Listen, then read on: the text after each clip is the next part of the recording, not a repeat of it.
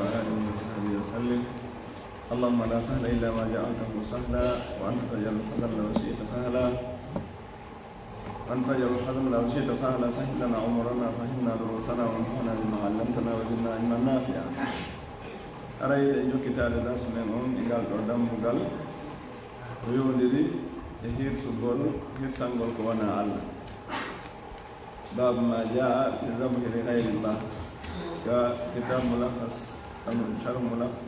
ملخص في شرح كتاب التوحيد للشيخ فوزان. عليك حديث دومن وعن طارق بن شهاب أن رسول الله صلى الله عليه وسلم قال ويونس صحابة وما كان يوم دلال رجال كسون بماكي دخل الجنة رجل في ذباب wonde gorko go o naatirno aljanna sabu joogi wa dakhala annara rajulun fi dubab gorko go kadi naatiri yiiten sirɗa tawi on won ɗum nela sa sallama no humbirde saabaɓe ngaalo ɓe yo kayfa dhalika ya rasulullah kono ɗum woni nelaɗo joogi e joogi oɗa sabu giɗan sabu coguinaade mo aljanna wala sabu coguinaade mo yiiti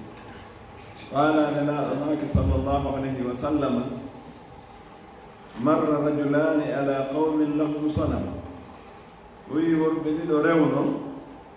ka yimɓe woni tawi ɓe mari sanamuru la yujawizuhu ahadun hatta yuqarriba lahu shay'a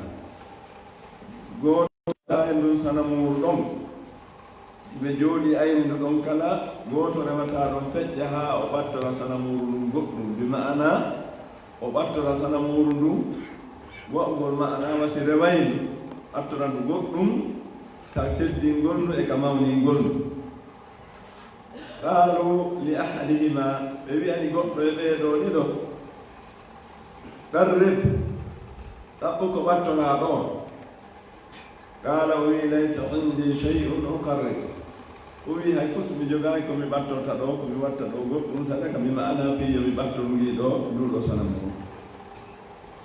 qaalu ɓe wi qarrib walaw dubaban ɓe wi hay si tawi awa ko coongi ma ɗum ko wona coongi hay si ko ɗum ɗon watta ko goɗɗum ko ɓattorɗa ndu sanamuru ɗo haa tawa holli wondema teddinindo a mawɗini fi mayru ara yi wat ɗum ɗon fa qarraba dubaban o ɓattori joogi fa hallu sabilahu ɓe terti laawol makko ngol ɗo ɓe wi fada hallu daali no addaga kono sawi min ɓeyda e ɓanginande en no animmi tum ɗum ɗon hara wasi tawi ko no gasa ko farjere ka windugol fa hallu sabilahu ɓe acciti laawol makko ngol fa dakhala nnaara on ɗon naati yiide sabu ko o jaɓi sirkude kon o sirkani Allah ko Allah tum ɓattorte goɗɗum ko waɗete sadaka ma waɗe goɗɗum fi ɓattagol ko Allah subhanahu wa ta'ala waɗante ɗum kanko noon o jaɓi fi no hettina laawol makko ngol o waɗani ɗum nduɗo sanamuru sabu ɗum ɗum woni sabu ha o naati yiite wa qalu lil akhar ɓe wiyani oya kadi qarreba ɓattor goɗɗum qala o wi ma kuntu li uqarriba li ahadin shay'a on ɗum wiyaali mi mara hay hunde ko mi ɓattora o wi kono mi laataaki min mi wonaali miɗo ɓattora goɗɗum go'o hay fus duna Allah ko wona Allah azza wa jalla o jaɓaali sirkande Allah subhanahu wa ta'ala rawahu ahmad imam ahmad no filli hadise on e kanko imam ahmad mo yaltiniɓe ka kitabu zuhud abu nuaymi kadi fillimo fil hulya ko wano noon wa ibnu abi shayba fil musannaf marfu'an an salman al-farisi radiyallahu anhu ɓenni hadise on ko oɗo ko fillimo kanko koye salman al-farisi woni ko hadise on itta o wi tariq ibn shihab ko hombo woni oɗo sahabajo huwa tariq ibn shihab al-bajaliyu al-ahmasiyu ko oɗo woni tariq ɓiɗɗo shihab bajaliyankejo hamasiyankejo ra'a annabiya sallllahu alayhi wa sallama o yi annabijo ɓe jam e kisiyowni mum kono noon walam yasma minhu o naniral nelaɗo direct fa hadisu mursal o wi hadise makko on ko hadisu mursal ɓe ɓanginanayi kon wiyete hadisu mursal ko inchallahu ka taaliq maɓɓe sahabiyun ko sahabankejo mata tariq o ɗo ko feƴƴini ko sanata 83 hijiri ko hitande fergu nelaɗo sallllahu alayhi wa sallam yarata duuɓi 8 e duuɓi 3 ko ɗon woni ko feƴƴini radiallahu anhu fi dubab wigol mo fi dubab fi on nayen daaru bi ma'ana hara fi on no faame wi'gol nder bi ma'ana fi on ɗo ko ari ko bi sabab sabu coongi ay bi sababi dubabin sabu coongi sanamun ma kana manhutan ala surat ko wiya ɗo sanamu ko tata hino lesa ma no ñeña no waɗa mbaadi goɗɗum ko wona reweede la yujawisuhu ay la yamurru bihi wala yataaddahu ko ɗum woni rewata e ɗon ma ɗum yawtata ɗon feƴƴa ko ɗum woni mana yujawisu yuqarribu ay yadbahu ɓattorgol ngol ɗo ko ɓe faandi ko hirsugol goɗɗum hirsana ngin ɗon seede si tawi goɗɗo ko jogii ko yeɗɗa ɓe wi awa haysi ko joogii ɓete fii tuñyo taw o waɗi ko tata lundi ke sari a on si wona ɗum ko honɗum coongii si hirsama ko honɗum nafata ɗum hay hunde alaa ko nafata hay ƴiiƴan ko yalta e maggii ko yeɗɗingii mara hayna fii goɗɗum ngo kono fii tuñi wonti woni o ɗoftike ɓe waɗi ko o sirkani allah subhanahu wa taala ɓenni awa haysi ko ɗum ɗon waɗo المعنى الإجمالي للحديث في رمفتم كحديث دو يخبر النبي صلى الله عليه وسلم عن خطورة الشرك نلارن هم بتاعن دو إدانس سيركو يعني هول بكم وندكم وشناعتي كانوا قلمودون إبنوا قلمودون فيحدث أصحابه نلارن إنه يوتا وندي بمنبن ويبدأ حديثه ببداية تجعل النفوس تستغرب وتتطلع إلى سياق هذا الحديث nelaaɗo fuɗɗori yewtere maɓɓe nden fuɗɗorande nde no waɗa wonkinji ɗin tawano ɗum no woni ko ɗum e wonkinji ɗin no yani no woni huunde nde tawata goɗɗo miijota ko ɗum wonirayno tawa kadi wonkinji ɗin no humpaa faade e humpegol ko honɗum woni yewtere ko ko nelaaɗo faala yewde ɗo sallllahu alayhi wa sallam honɗum woni ɗum ɓe fuɗɗori maagol dakhala jannata rajulum fi dubabin wa dakhala nnara rajulum fi dubab e ɗum ɗon si goɗɗo nani ɗum goɗɗo naatiri yiite sabu coongi goɗɗo naatiri yiite sabu naatiri aljanna sabu coongi on ti ɗum juhay on ti ngalɗinamo ɓay coongi kontaka e hunde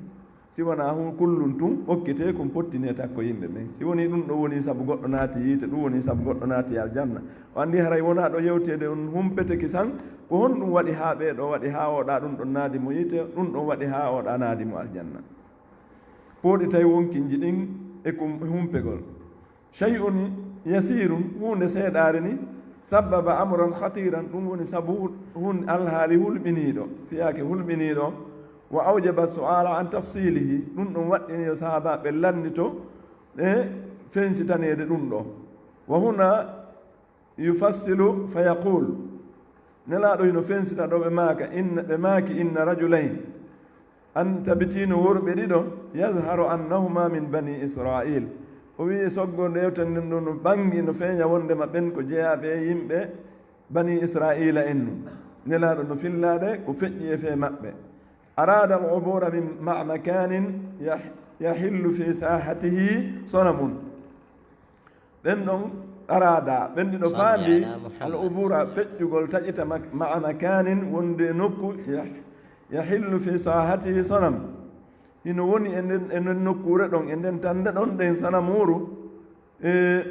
yufradu ala man arada tajawusahu hino farle yani waɗe wasko farilla hino forcé sattinane kala on faalaɗo rewde ɗon feƴƴa an yadba lahu taqarruban ilayhi wa ta'diman lah nde o hirsanta ndun sanamuru goɗɗum ka ɓattorgol ndu kañum e ka mawningol fi mayre fa talaba ubbadu dhalika sanam ɓe reway ɓe ndun ɗon sanamuru ɓe ɗaɓɓi min arrajulayni immorde worɓe ɗiɗo attamassi ala hada nisami shirki yo ɓe yaaru ndu ndi juɓɓudi maɓɓe ndi ɓe wallini ɗo juɓɓudi tawa ndi ko laawol shirku ngol tawata kala rewɗo ɗon ko ɓe o tawta ɓe shirku on si o fe goɗɗo e maɓɓe fa atadara bil adam onti o gantinori honɗum o gantinorale wiigol o waɗata ko o gantinori ko wiigol mi mara e wasede faganauhu minhu dubaban ɓe faganauhu minhu bi aysari cheyin ɓe yani ɓe jaɓɓiri ɓe inni joni ɓay o gantinike o jogaki ɓe yondiniri mo ɓe waɗi yo jaɓu o yondinoro honɗum hunde seeɗare ni hinde tata fi mum satta ɗumannaki li anna maksudahum husulul muwafaqati ala shirk tawi fandare maɓɓe nen kamɓe hinayo mawnu nayo ɗuuɗu koyo taw tum on tiyaadi e maɓɓe o tawtiɓe ka alhaali shirku fa dabaha li sonami o hirsani sana murnum dubaban coongi fa tarakuhu yamurru ɓe tertimo feƴƴi fa dakhala bi sababi fi'lihi hada o naatir sabu ɗeɗo golle makko naara jahannama yiite jahannama ɗen moolo allah e yiite jahannama li annahu faala shirka sabu honɗum o waɗi shirk e piihum kun janɗa kum miijete kun ɗo tun ko hunde to so kunni kono ɓaytu woni shirku tawi ko ɗum ɗo wonta sabu naatugol makko yiite wa wafaqahum alayhi o tawti ɓe o jaɓani ɓe ko ɓe woni mum kon wa talabu min al akhar ɓe ɗaɓɓiri oya kañum kadi li annahu faala shirka wa wafaqahum alayhi ko waɗi kanko o waɗi shirku on o yaadi e ɓeɗo ko ɓe ɗaɓɓiri mo kon ɓe ɗaɓɓiri wa talabu min al akhar ɓe ɗaɓɓiri oya kadi an yuqarriba li sonam yo ɓatto sana muru ndum goɗɗum haysi ko wano giiɗo coogi ko oɗa waɗi fa atadara o gantini o gantinori honɗum o gantinora wiigol mi jogaaki komi waɗa o gantinori bi anna haha shirkun wonde ɗum ɗo ko sirkalngol allah ko kafirgol allah e goɗɗum wala yumkinu an yafalahu o newotako nde o waɗata ɗum kanko o ɓattatako o ɓattorta goɗɗum hirsalngol ɗum si wona allah ko ɓattorte allah hara ko allah woni ɓattorde fakataduhu ɓe warimo fa dakhala aljannata o naati aljanna on limtinaihi min ashirk sabu honɗum sabu ko o sali sirku on kon munasabatul hadis lil bab yuɓɓodirgol noon hadise on e ngal ɗo dambugol fi hirsalngol ko wona allah annahu no ɗum ɗon dallatindini ala anna dabha ibadatun wonde hirsugol ngol ko dewal hirsalngol goɗɗum ɓattora ɗum ɗon ɗum ko dewal wa anna sarfahu li gayri llahi shirkun wondema firlitugol ɗum ɗon firlitana goɗɗum ngo ko hina allah hirsana goɗɗum ko wona allah ɓattora ɗum ɗon ko hirsugol haray ɗum ɗon si wonti waɗi haray o waɗi shirku sabuna o waɗani goɗɗum ko tawata ko allah duwa waɗanede ma yustafadu min al hadis ko nafitorte kon e hadise on awalan bayanu khuturati shirk no ɓangi ka hadise ɗo nambara shirku on e danse muɗum walaw fi cheyin qalilin haysi ko e piihum fanɗu kun tawata wattantake yiɗi thaniyan ɓangini kadi ka hadise ɗo wondema shirku on kafiɗugol allah e goɗɗum ɗum ko waɗɗinanayi ɗum waɗuɗo ɗum on naatugol yiite wa anna tawhida no ɓangi ɗo kadi wondeta wotinɗingol allah waɗanamo kanko tun ko haani waɗanede kanko tun o heerori kon yujibu duhul aljanna ɗum ɗon kadi no waɗɗinana joom muɗum naatugol aljanna halisan anna al insana kad yaqau fi shirki wa huwa la yadri tata ɓurɗum ɗen faama ka hadise ɗo wondema goɗɗo non yana e sirku hara o annda o yanino o annda wondema honɗum annahu shirkun wonde ɗum ɗo ko sirku ko kafu alladi yujibu nnara mono waɗɗinana on ti naatugol yiite rabi'an nayi on attahdiru min addubabi wa in kanat sagiratan fi lhisban o wi rentingol immorde e coongi min addunubi afan attahdiru min addunub rentingol e junubaji ɗin wa in kanat sagiratan fi lhisban hayso tawi junubaji ɗin ka konti ka calcule on tigi kun ko junubi hun to so kunni haray watta on ti fanɗin ko wano ɓe wi ɗon la tashiranna dunuba watta a fanɗin junuba a anda ko hombo allah tikkiranay ma watta on ti ndaaru wigol ko fiwano kun cookun ɗo ma ɗum ɗo khamisan joyon anna haha rajula wonde no oɗo gorko dakhala nnaara bi sababin lam yaqsidhu ibtida'an wa innama fa'alahu takhallusan min ashirki min sharri ahli sonam wondema oɗo gorko en faami ɗo naatiri yiite sabu honɗum sababu mo tata hari o faananoki waɗugol ka arande ko huwiri ɗum ɗo takhallusan min sharri ahli sonam ko fii yo hettu hoore makko fii yo daɗuɓe ɗo yimɓe ndu sana murɗo kono tawi jaka o ronkude daɗude ɓe kanko ɗum o daɗa ka allah ko ɗum ɓurnomo moƴƴande sadisan jeegon annal muslima wonde no julɗon ida faala shirka si tawi o golli shirku on abtala islamahu ɗum ɗon bonnay l'islam makko on wa dakhala nara o naata yiite li anna hadha arrajula kana musliman ko waɗi oɗo gorko hari ko julɗo wa illa si wona ɗum lam yaqul nelaɗo o makatano dakhala annara fi dubab o natiri yiite ɗum harayno ko wettino ko o natiri yiite saabu keferako makko ngun ma saabu tawde ko kefero na o julɗo wiyetanoke ko saabu coongi kono holli ɗum ɗon e nder yewtere nde ɓangini wonde hari ko julɗo wonno o saabu ko waɗi ko sirku ɗo ɗon o ɓattori gi ndusana muru gi coongi ɗo woni saabu yo nato yiite saabi an jeeɗɗon anna al mu'tabara amalu lqalbi wa in sahura o wi ko kontete kon ko golle ɓernde nden haysi tawi fanɗi amalul jawarihi golle tere ɗen waƙalla haysi tawi golle tere ɗen fanɗi ɗe ɗuuɗali haray si tawi ɓernde nden fiɓi tun golle ɗen ko ɗum ɗon kontete hina ko tere ɗen golle ha hirse saminan jeeɗati on anna dabha ibaratun en faamo kadi ko hadisa ɗo wondema hirsugol ngol ko dewal sarfu li gayrillahi shirkun akbar firlitangol ɗum ɗon goɗɗum ngo ko wona allah ɗum ko sirku mawɗo tasi an jeenayon fadlu tawhidi wa adimu samaratihi ɓural tawhidi ngal ɓural wotinɗingol allah hertinanamo dewe ɗen e dimɗe mum ɗen en faami ɗum ko hadise ɗo sabu on ɗum woni sabu ha oɗa ɗay mo jogui on tawhidi ɗon ɗum woni sabu ha o naati aljanna ashiran sappo on fadilatu sabri ala alhaq en faami ko hadise ɗo kadi ɓural neɗɗo muññagol tabita e goonga hay si tawi wonay sabu ha itta mo wonkinkin madama ko e hoore goonga on mo tata ko on ɗon allah yamiri o woni e muɗum muññagol e ɗum ɗon haray ko ɗum no jogui ɓural molanangal par ce que ngal ɓural ɗo woni sabu ha oɗo naati e ka aljanna haɗay ɗon babu dambugal la yusbahu lillahi bi makanin yusbahu fihi li gayrillah en ari e dambugal kadi ɓattodirgal e ngal ɗo dambugal ɗum woni hirsangol allah hara ko fi allah on ti hirsiri ko allah o hirsani kono tawa nokku ka o hirsi ɗon naka o hanuno hirsude yani hirsugol e nokkure nde tawata ɓe hina rewaye ɓe allah ɓen hirsanayi ɓe sanamuɓen no hirsayno ɗon ɗen wa qawlillahi taala e konngol allah to ɗon la taqum fihi abadan wata a daro e nden ɗon juulirde booma juulaɗon la masjidun ussisa ala taqwa ko juulirde ta nde fondation mum on fuɗɗode mum nde ngorodi mum ɗin koye hoore kulol allah waɗa min awwali yawmin gira ka arande ñallal a haqqu ɓuri haanude an taquma fihi nde dartuɗa e muɗum rewa allah fihi no ɗon e nden juulirde rijalum worɓe yuhibbuna ɓe no yiɗi an yatatahharu nde ɓe laɓɓintinoto wallahu allah noon yuhibbul mutahhirina allah no yiɗi laɓɓinay ɓe hoore mum ɓe laɓɓina pittali mum ɗin gay e sirku gay e nafiqaku munasabatul babi li kitabi tawhid yuɓɓodirgol dambugal ngal ɗo e deftere tawhidi nden ɗo annahu tabi'un lil babi alladi qablahu wonde ngal ɗo dambugal ingal jokki ngal dambugal feƴƴugal ngal feƴƴuɗen mum ɗo li anna alladi qablahu ko waɗi ngal dambugal adigal ngal ɗo fihi no ɗon bayanu ɓangingol hukmi dabhi li gayrillah ñawori hirsangol ko wona allah wa hadha albabu e ngal ɗo dambugal fihi manu lwasilati almusilati almuwassilati ila dhalika haɗugol jani kala yottorgal ngal jokkorgal ngal goɗɗo no jokka o yottora ila dhalika faadi e ɗum ɗon yani ko tawata kon naɓay e goɗɗo on ha e sirku wa man u tashabbuhi bi ahlihi e haɗugol kadi no ka dambugal ɗo haɗugol adresse dambugal ngal ga